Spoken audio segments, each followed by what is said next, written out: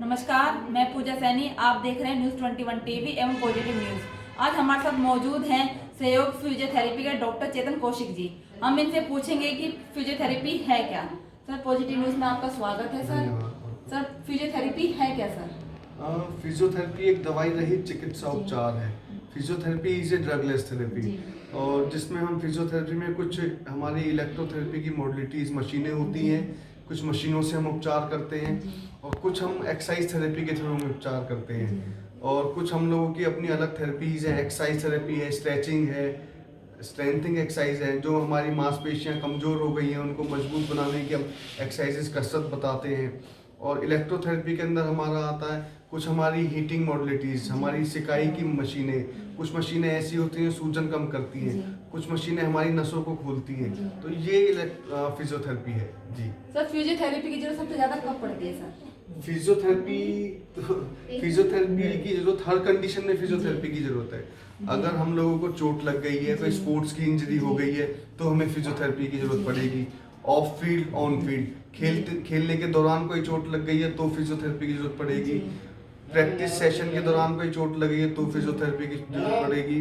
किसी को कोई फ्रैक्चर हुआ है, हड्डी टूट गई है और उसको प्लास्टर हो गया, 1 महीना प्लास्टर रहा हाथ में या पैर में, उसके बाद उस व्यक्ति का हाथ या पैर मुड़ नहीं रहा है तो फिजियोथेरेपी की जरूरत पड़ेगी। किसी पेशेंट को हेड इंजरी हो गई है या स्पाइन की इंजरी हो गई है तो उनकी सर्जरी करके उनको ऑपरेट कर दिया है, लेकिन उसके बाद वो व्यक्ति अगर पैरालाइज हो गया, लकवाग्रस्त हो गया, वो चल नहीं पा रहे, उठ नहीं पा रहे, घूम नहीं पा रहे, तो उस कंडीशन में फिजियोथेरेपी की जरूरत पड़ती है। तो काफ़ी जगह फिजियोथेरेपी की जरूरत है। किसी पेशेंट को गर्दन का दर्द है, एडी का दर्द है, घुटनों का दर्द है, कमर का दर्द है, डिस्क बोलते हैं, डिस्क की दिक्कत है, तो वो लोग अगर दवाइयाँ नहीं खाना चाहते, एक्सरसाइज थेरेपी से और कुछ मशीनों के थ्रू ठीक होना चाहते हैं तो फिजियोथेरेपी की जरूरत पड़ती है। इवन अब तो प्रेगनेंसी के दौरान, प्रेगनेंसी के बाद भी फिजियोथेरेपी की जरूरत पड़ती है कि 80 से 90% प्रेग्नेंट लेडीज को, वीमेंस को बैक पेन होता है, एसआई जॉइंट पेन होता है, तो उसके दौरान उनको फिजियोथेरेपी की जरूरत पड़ती है।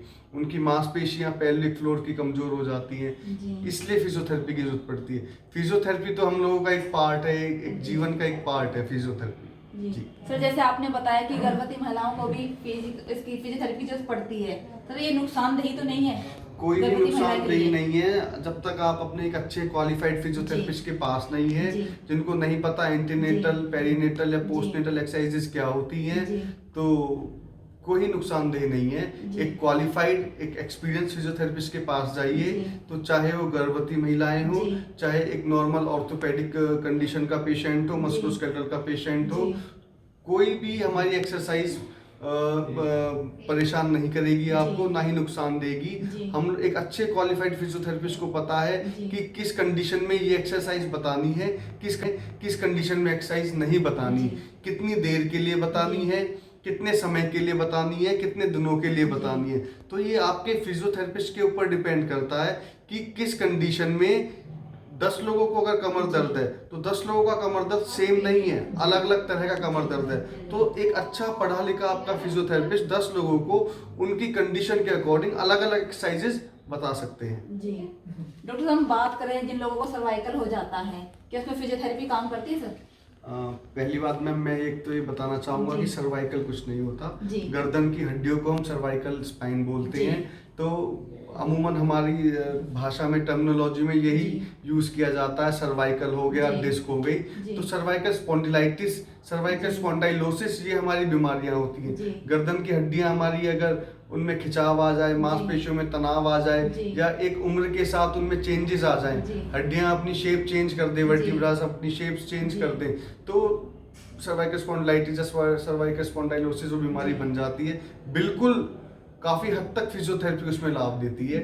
फिजियोथेरेपी की एक्सरसाइजेज, गर्दन की एक्सरसाइजेज हमारी हैं, नेक आइसोमेट्रिक एक्सरसाइजेज हैं, नेक की स्ट्रेंथिंग एक्सरसाइजेज हैं, वो हमें लाभ देती हैं। हमारा पोस्चर, हम लोग किस तरह के पोस्चर में अपने गर्दन को रख रहे हैं, मोबाइल पे काम ज़्यादा कर रहे हैं, लैपटॉप पे ज़्यादा काम कर रहे हैं, तो कुछ सावधानियाँ, कुछ प्रिकॉशंस, कुछ एक्सरसाइजेस और कुछ फिजियोथेरेपी की मशीनें, ये सब मिलजुल के एक पैकेज बनता है जो हमारी सर्वाइकल स्पाइन की परेशानी में मदद करता है हम लोगों को। सर हफ्ते में कितनी बार फिजियोथेरेपी करवानी चाहिए सर?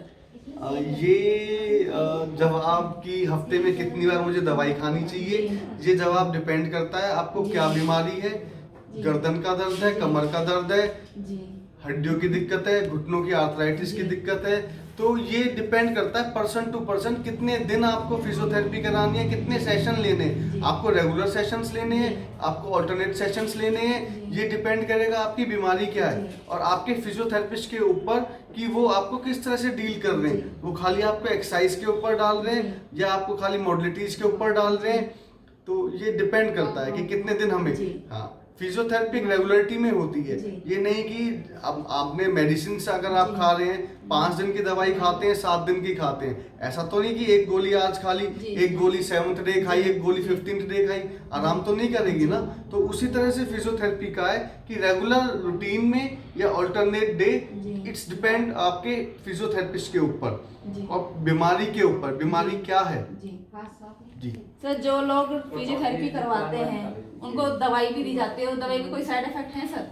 देखो, दवाई मेडिकल मैनेजमेंट का पार्ट है ना। मेडिकल मैनेजमेंट में हमारे डॉक्टर साहब जो भी मेडिसिन के हैं या जो भी ऑर्थोपेडिक सर्जन हैं, जो न्यूरोलॉजिस्ट हैं, वो क्या दवाई दे रहे हैं, वो अपना काम कर रहे हैं। फिजियोथेरेपिस्ट पैरेलल साथ साथ अपना काम कर रहे हैं, उनको एक्सरसाइज थेरेपी में काम कर रहे हैं। एक ऑर्थोपेडिक सर्जन ने सर्जरी कर दी, एक न्यूरो सर्जन ने सर्जरी कर दी, उन्होंने सर्जरी कर दी, लेकिन उसके बाद का काम या प्री सर्जरिकल अप्रोच जो है वो एक फिजियोथेरेपिस्ट की है। तो दवाइयाँ और फिजियोथेरेपी डिपेंड करता है। जी सर, जो फिजियोथेरेपी लोग करवाते हैं जिनको प्रॉब्लम होती है, तो ये रेगुलर चलती है या जब ठीक हो जाए तो ये बंद करवा सकते हैं? आपका एक क्वेश्चन इस तरह का रहा कि मुझे आज पेट में दर्द हो गया, मैंने राजमा चावल ज़्यादा खा लिए, क्या मैं दोबारा खा सकता हूँ? दर्द होगा? नहीं होगा। मैम, आप अगर मुझे आज कमर का दर्द है, मैंने फिजियोथेरेपी कराई और मुझे फिजियोथेरेपी की सेशन से आराम मिला, और मैंने अगर लापरवाही आगे की, मैंने अपने शरीर का वजन ज़्यादा बढ़ाया या मैं गिर गया या मैंने एक्सरसाइजेज छोड़ दी या मैंने घंटों काम करना स्टार्ट कर दिया एक ही पोजीशन में, डेफिनेटली पेन होगा। मुझे कुछ प्रिकॉशंस, कुछ एक्सरसाइजेज रेगुलर रखनी पड़ेंगी, अपना फॉलोअप एक अच्छे फिजियोथेरेपिस्ट से रखना पड़ेगा इंटरवल ऑफ टाइम्स कि सर क्या मैं एक्सरसाइजेज सही कर रहा हूँ। तो फिजियोथेरेपी ये नहीं कि अगर आपने एक दिन करा ली और आप कहें कि मैंने तो 4 साल पहले थेरेपी कराई थी, अब मुझे दर्द क्यों हुआ।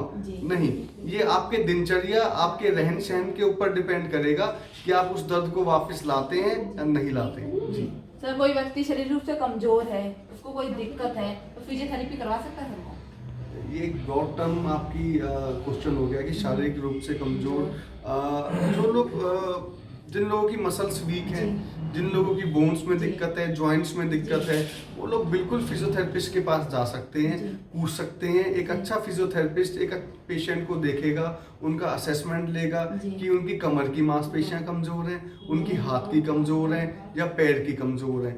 जो मांसपेशियां कमजोर हैं उनको मजबूत बनाने की एक्सरसाइज बताएंगे, जो मांसपेशियां उस पेशेंट की टॉट हैं, टाइट हैं, बोले फ्लेक्सिबल, लचीलापन नहीं है, तो वो फिजियोथेरेपिस्ट उनको उस तरह की अच्छी एक्सरसाइज बताएंगे तो वो अपना फिट रह सकते हैं। देखो, हर किसी को एक्सरसाइज करनी चाहिए, तो बिल्कुल फिट रह सकते हैं आप फिजियोथेरेपी करके। बिल्कुल जी।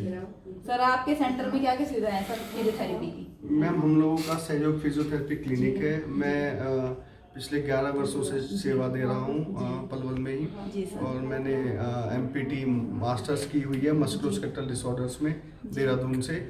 और हम लोगों के यहाँ सुविधाएं मैम, जितनी फिजियोथेरेपी की जो मशीनें होती हैं सारी, जो इलेक्ट्रोथेरेपी की जो मशीनें हैं वो सारी हैं। हम लोगों के यहाँ स्पोर्ट्स फिजियोथेरेपी का प्रोग्राम है, मस्कुलोस्केलेटल डिसऑर्डर्स का प्रोग्राम है, न्यूरोलॉजिकल कंडीशंस जो हो जाए उनके लिए हम पूरा रिहेबिलिटेशन प्रोग्राम है, पैरालाइज पेशेंट्स का प्रोग्राम है, एक्सरसाइज थेरेपी की सारी फैसिलिटीज यहाँ अवेलेबल है। जीराट्रिक पॉपुलेशन के लिए भी, वरिष्ठ नागरिकों के लिए, बड़े बूढ़े लोगों के लिए भी हमारे यहाँ फिजियोथेरेपी का प्रोग्राम है। सर, आपके सेंटर में कितने एक साथ फिजियोथेरेपी करवा सकते हैं सर? मैम, मेरे यहाँ फिलहाल 10 काउचेस हैं, 10 बेड हैं यहाँ, और डिपेंड करता है कि पेशेंट किस तरह से आ रहे हैं, कैसे आ रहे हैं। पेशेंट सिटिंग में भी एक्सरसाइज हो सकती है, सुपाइन में भी लिटा के भी हो सकती है उनको, है ना। तो बहुत सारी चीज़ें हैं कि जी। सर कोई व्यक्ति आपके सेंटर पे आना चाहे तो पूरा एड्रेस क्या है सर आपके सेंटर? मैम सहयोग फिजियोथेरेपी क्लिनिक है ये, जी। शीतल हॉस्पिटल के बेसमेंट में है और न्यू सोना रोड पंचवटी चौक पर है। जी 9013811813 ये हमारा मोबाइल नंबर है और आप गूगल पे भी हमारी साइट को, क्लिनिक की साइट को विजिट कर सकते हैं। जस्ट डायल पे भी आप विजिट कर सकते हैं। सर आप कितने तरह की फिजियोथेरेपी करते हैं? सर मैंने जैसे अभी प्रीवियसली आपको बताया, ऑर्थो फिजियोथेरेपी प्रोग्राम हमारे यहाँ है, न्यूरो फिजियोथेरेपी प्रोग्राम हमारे यहाँ है, स्पोर्ट्स इंजरीज अगर हो जाए तो उसके लिए हमारे यहाँ उपचार है, और आपका जीराट्रिक पॉपुलेशन के लिए, वरिष्ठ नागरिकों के लिए भी हमारे यहाँ, मानो अगर किसी की हड्डी टूट गई है, प्लास्टर लग गया है, उसके बाद हाथ पैर नहीं खुल रहे, उसका फिजियोथेरेपी का हमारे यहाँ प्रोग्राम है। गर्दन दर्द, कमर दर्द, घुटनों के दर्द, आर्थराइटिस, एडी के दर्द, घुटने बदल जाए, नी रिप्लेसमेंट हो जाए, हिप रिप्लेसमेंट हो जाए, उसके बाद फिजियोथेरेपी हम लोग यहाँ करते हैं। जी सर एक बता दीजिए सर, एक मंत्र ऐसा बताइए जो लोग फिट रह सके। मैम उसके लिए एक मंत्र यही है जो हम लोग काफी पुराने टाइम में जो अपना एक दिनचर्या हम लोगों को अपनी चेंज करनी चाहिए। सिडेंट्री लाइफस्टाइल, सुबह जल्दी उठें, अपना वॉक पे जाएं, जो हम फ्री हैंड एक्सरसाइजेस जो पीटी जिसे हम बोलते थे, कैलिस्थेनिक्स, उन्हें हम करें, एरोबिक एक्सरसाइज हम करें, अपना ब्रीथिंग एक्सरसाइजेस हम करें। जिस तरह से कोरोना आ रहा है तो फिट रहने का एक नपा तुला अपना संयुक्त भोजन हम जो है एक डाइट लें, यही एक अपना बैलेंस लाइफ जीने का एक प्रोग्राम है। हम सर अक्सर देखा जाता है कि लोग फिजियोथेरेपी को इतना नहीं जानते हैं, वो घरेलू उपचार या किसी अदर कोई ऑप्शन अपना लेते हैं। तो सर इस बारे में आप क्या कहेंगे, क्या उनको अपनी बॉडी के साथ ऐसा सही रिस्पांस देना चाहिए? सर फिजियोथेरेपी मैं बता रहा हूँ कि अभी लोग धीरे धीरे समझ रहे हैं, लोगों में अवेयरनेस आ रही है, और अभी देखा जा रहा है कि हमारे यहाँ डिस्ट्रिक्ट पलवल में, आसपास के गाँव में अभी लोग समझने लगे हैं कि क्वैक्स, देसी लोग जो हैं, फर्जी लोग जो हैं, फर्जी फिजियोथेरेपिस्ट भी बहुत लोग बैठे हैं। तो लोगों को समझना चाहिए कि हम जहाँ भी अपना उपचार कराएं, उनकी डिग्री, उनकी क्वालिफिकेशन उनसे पूछें और सही गाइडलाइन में जाएं, अच्छे फिजियोथेरेपिस्ट के पास जाएं, अच्छा ट्रीटमेंट ले। और हम लोग भी जागरूकता के लिए काफ़ी तरह के कैंप्स, फिजियोथेरेपी के अवेयरनेस कैंप्स हम लोग लगाते रहते हैं सहयोग फिजियोथेरेपी क्लिनिक की तरफ से। जी हम लोग रूरल पॉपुलेशन, गाँव की जनता को भी हम लोग जागरूक करते हैं कि ये फिजियोथेरेपी है, ये फिजियोथेरेपिस्ट है, ये भी एक चिकित्सा का माध्यम है। जी सर फिजियोथेरेपी से आप मेंस हो या वुमेन्स हो, बॉडी को फिट रख सकते हैं सर? बिल्कुल सर, बिल्कुल बिल्कुल। मैन वुमेन, आपके बच्चे भी अपने आप को फिट रख सकते हैं। हम लोग यहाँ, मैं बताना भूल गया, हम लोग पीडियाट्रिक फिजियोथेरेपी भी हम लोग करते हैं। जो प्री मैच्योर बच्चे होते हैं, जो चल नहीं पाते, जो खड़े नहीं हो पाते, है ना, CP child, cerebral palsy childs हैं, 6 महीने का बच्चा हो, 9 महीने का बच्चा हो, 2 साल का बच्चा हो, जो चल नहीं पा रहा, जो अपनी गर्दन नहीं टिका पा रहा, जो हाथ पैर टेढ़े रख रहे हैं, उनकी भी फिजियोथेरेपी हम करते हैं। तो ये फिजियोथेरेपी तो मैंने आपको बताया ना, एक बहुत बड़ी टर्मिनोलॉजी है। छोटे बच्चों से लेके एक यंग पुरुष से लेके एक आदमी से लेके और बड़े बूढ़े लोगों तक एक फिजियोथेरेपी एक अच्छा एक जीवन जीने की शैली है, एक चिकित्सा का माध्यम है फिजियोथेरेपी। सर अक्सर देखा जाता है कुछ बच्चों में जन्म से ही कुछ कमियां होती हैं, जैसे उनके पैर वगैरह ये प्रॉपर नहीं होते या उनके हैंड्स में कोई प्रॉब्लम होती है, तो क्या फिजियोथेरेपी के ज़रिए उसको ठीक किया जा सकता है सर? जैसे मैंने भी आपको बताया सर, पीडियाट्रिक फिजियोथेरेपी या कुछ बच्चों को कॉन्सलाइटर जो डिसऑर्डर्स हैं, तो उनमें मान लो कोई बच्चा अपना हाथ पैर टाइट रखता है, पैर टेढ़े रखते हैं, तो उनकी सर्जरी होती है। सर्जरी के बाद जो एक्सरसाइज का जो प्रोग्राम है वो फिजियोथेरेपिस्ट करता है। जी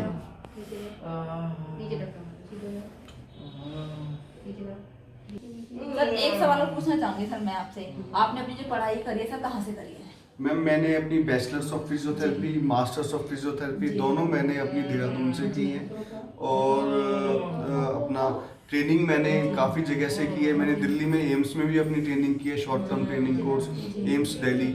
मैंने दिल्ली में चरक पालिका हॉस्पिटल में भी अपनी ट्रेनिंग की है, और मैंने फरीदाबाद में भी अपनी ट्रेनिंग की है। और हम लोग काफ़ी तरह की कार्यशाला भी हम लोग आयोजित करते हैं कि विभिन्न विषयों पे हम लोग फिजियोथेरेपी को बढ़ावा देने के लिए अलग अलग जो विदेशों में जो टेक्निक्स यूज जो हो रही हैं उनको हम लोग यहाँ सीख सकें, आपस में हम लोग सिखा सकें जी। और अभी मैं पिछले 11 वर्षों से यहाँ पलवल के अंदर ही सहयोग फिजियोथेरेपी क्लिनिक में अपनी सुविधाएं दे रहा हूँ। और मेरी जो क्वालिफिकेशन है वो MPT masters in physiotherapy in musculoskeletal disorders है।